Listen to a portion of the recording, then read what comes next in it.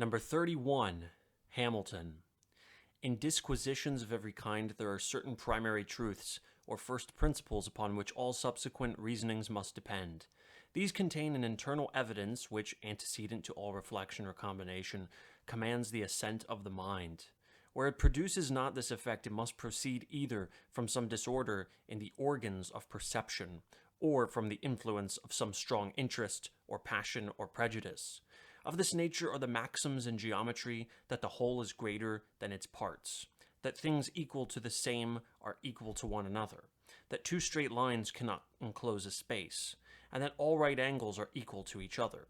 Of the same nature are these other maxims in ethics and politics, that there cannot be an effect without a cause, that the means ought to be proportioned to the end, that every power ought to be commensurate with its object, that there ought to be no limitation of a power destined to effect a purpose which is itself incapable of limitation. And there are other truths in the two latter sciences which, if they cannot pretend to rank in the class of axioms, are yet such direct inferences from them, and so obvious in themselves, and so agreeable to the natural and unsophisticated dictates of common sense, that they challenge the assent of a sound and unbiased mind with a degree of force and conviction almost equally irresistible. The objects of geometrical inquiry are so entirely abstracted from those pursuits which stir up and put in motion the unruly passions of the human heart, that mankind without difficulty adopt not only the more simple theorems of the science, but even those abstruse paradoxes which, however they may appear susceptible of demonstration, are at variance with the natural conceptions which the mind, without the aid of philosophy, would be led to entertain upon the subject. The infinite divisibility of matter, or, in other words, the infinite divisibility of a finite thing, extending even to the minutest atom, is a point agreed among geometricians, though not less incomprehensible to common sense than any of those mysteries in religion against which the batteries of infidelity have been so industriously leveled.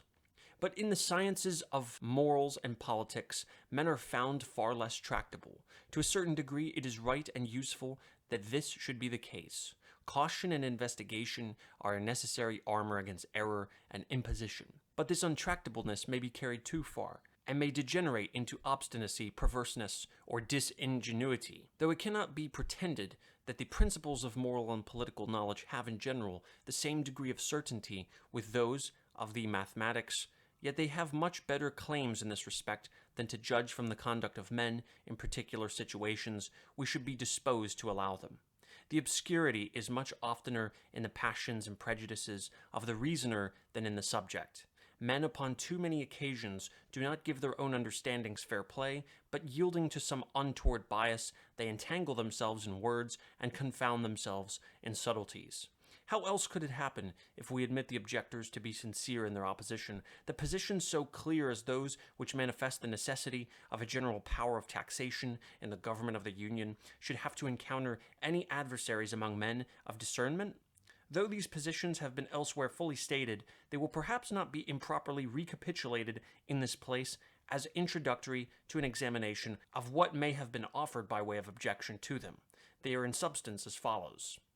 A government ought to contain in itself every power requisite to the full accomplishment of the objects committed to its care, and to the complete execution of the trusts for which it is responsible, free from every other control but a regard to the public good and to the sense of the people.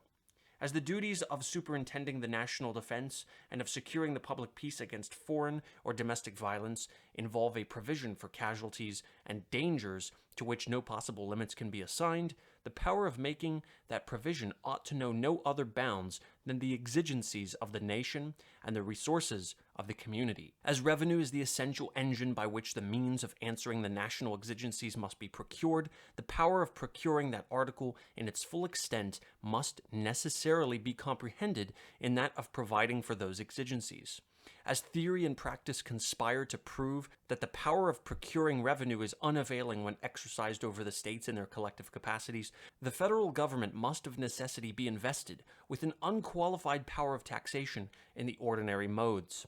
Did not experience evince the contrary? it would be natural to conclude that the propriety of a general power of taxation in the national government might safely be permitted to rest on the evidence of these propositions, unassisted by any additional arguments or illustrations. But we find, in fact, that the antagonists of the proposed Constitution, so far from acquiescing in their justness or truth, seem to make their principal and most zealous effort against this part of the plan. It may therefore be satisfactory to analyze the arguments with which they combat it. Those of them which have been most labored with that view seem in substance to amount to this. It is not true, because the exigencies of the Union may not be susceptible of limitation, that its power of laying taxes ought to be unconfined. Revenue is as requisite to the purposes of the local administrations as to those of the Union, and the former are at least of equal importance with the latter to the happiness of the people. It is therefore as necessary that the state governments should be able to command the means of supplying their wants, as that the national government should possess the like faculty in respect to the wants of the Union, but an indefinite power of taxation in the latter might, and probably would in time, deprive the former of the means of providing for their own necessities, and would subject them entirely to the mercy of the national legislature. As the laws of the Union are to become the supreme law of the land, as it is to have power to pass all laws that may be necessary for carrying into execution the authorities with which it is proposed to vest it, the national government might at any time abolish the taxes imposed for state objects upon the pretense of an interference with its own. It might allege a necessity of doing this in order to give efficacy to the national revenues, and thus all the resources of taxation might by degrees become the subjects of federal monopoly, to the entire exclusion and destruction of the state governments.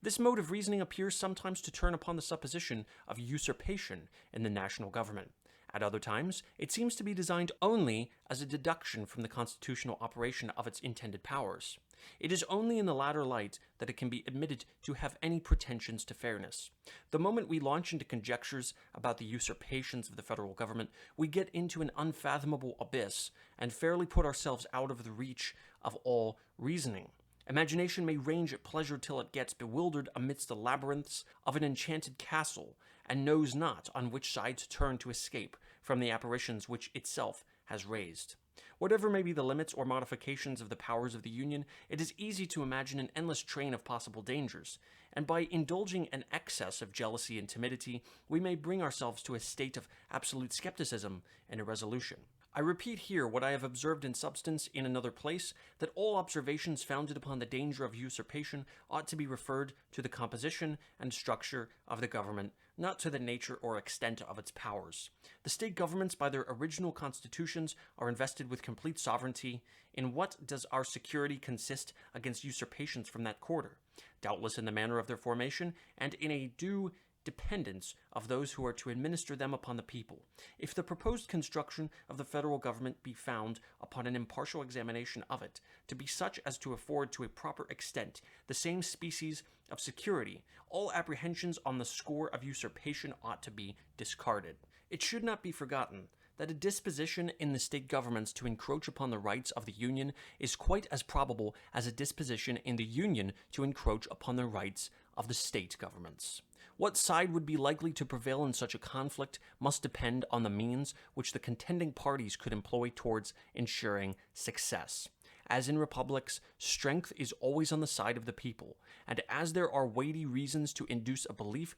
that the state governments will commonly possess most influence over them, the natural conclusion is that such contests will be most apt to end to the disadvantage of the Union, and that there is greater probability of encroachments by the members upon the federal head than by the federal head upon the members. But it is evident that all conjectures of this kind must be extremely vague and fallible, and that it is by far the safest course to lay them altogether aside and to confine our attention wholly to the nature and extent of the powers as they are delineated in the Constitution.